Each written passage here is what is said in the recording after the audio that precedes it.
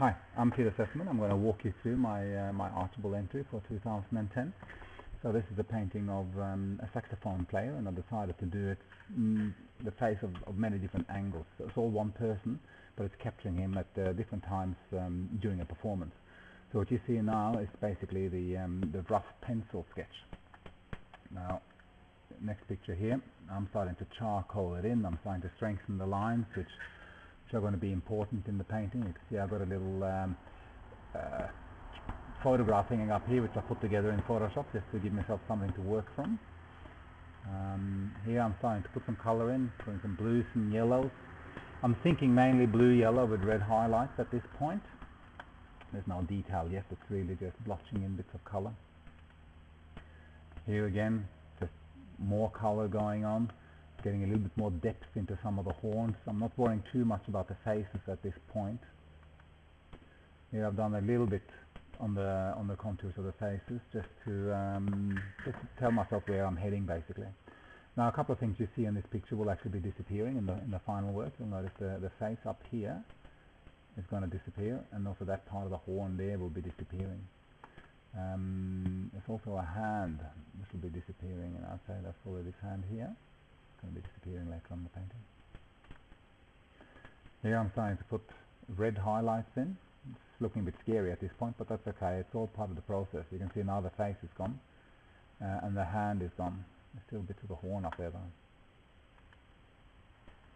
Now I'm starting to put more detail into the horns. I really want these horns to stand out, being really, really shiny metal.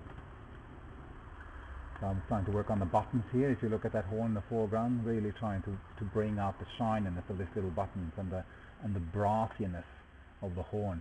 I want to kind of capture the mechanics of the horn as well, not just the horn player, because when you hear a saxophone player on his own just playing, there's a lot of clunking of horns and clunking of valves, sorry. And I really want to get into that mechanicalness and the metalness of the horn. Here, continuing along, adding more details to the horns here. It seems strange I'm putting so much effort into the horns, but at this point of the painting, that's the part that I want to focus on. Here I'm trying to darken the whole thing back. I really want to get a bit of a mood that it's night time or in a jazz club or something like that, so it's quite important to get the right tonality. And also, in order to make those horns look really shiny, I need to darken the background to really lift those out. Here you can see it's getting even darker in the background, still almost down to black in some areas, and some of these horns are really starting to pop in a way, if that's the word to use. Here I'm going through a bit of a yellow patch here because I want to try and get into that kind of low light condition.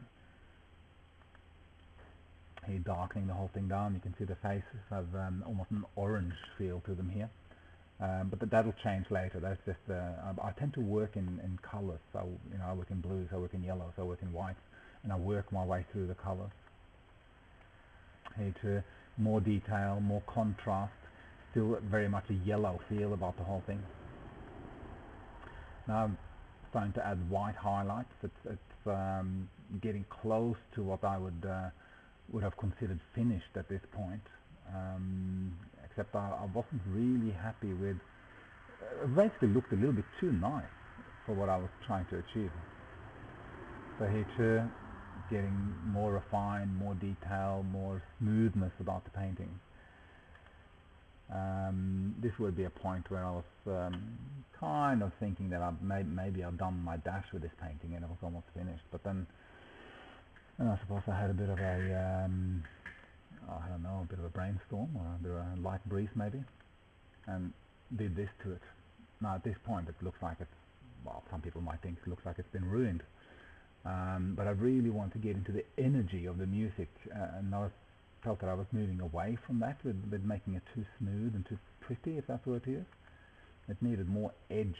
So here I'm working the blues and the yellows and really trying to get in. You can see in the background here there's lots of colors going on. Although I found that later on in the painting that there was a little bit too much going on and I was kind of losing my focus a little bit. So here I'm starting to darken down the backgrounds a little bit. I struggled a lot with this face down in the corner here, and you'll see that changes quite drastically as we go along. So here again, adding more darkness, trying to get the highlights to really stand out. Again, I kind of went a little bit through a bit of a yellow patch, I suppose, where things were getting a little bit too yellow, and I need to step back and come back with fresh colours. Now we've got the highlights going in here. The background is darker. You can see this face has changed. The horns are really quite shiny in contrast to the background. And at this point, I'll say the painting is pretty much finished. And there's the finished painting with me standing next to it. Now the reason I put this in is so you can see the size of the painting, because at no point so far have you actually seen that this is a 6 by 4 foot painting. So that's it. That was the final entry. Now, okay, it didn't win. Actually, it didn't even get into the competition. But that's not the point. That's not the reason I did the painting. I did the painting because I really wanted to get into the dynamics of the saxophone player and the horns and all that type of thing. I want you to almost, so you can almost hear the music when you're looking at the painting. And although they look quite good on the computer screen here, there's really nothing like seeing the painting in real life, because it's a big painting and it really needs to be seen. And it's at my studio, so for anybody who wants to come and have a look, I'm open 7 days a week. So thanks for your time.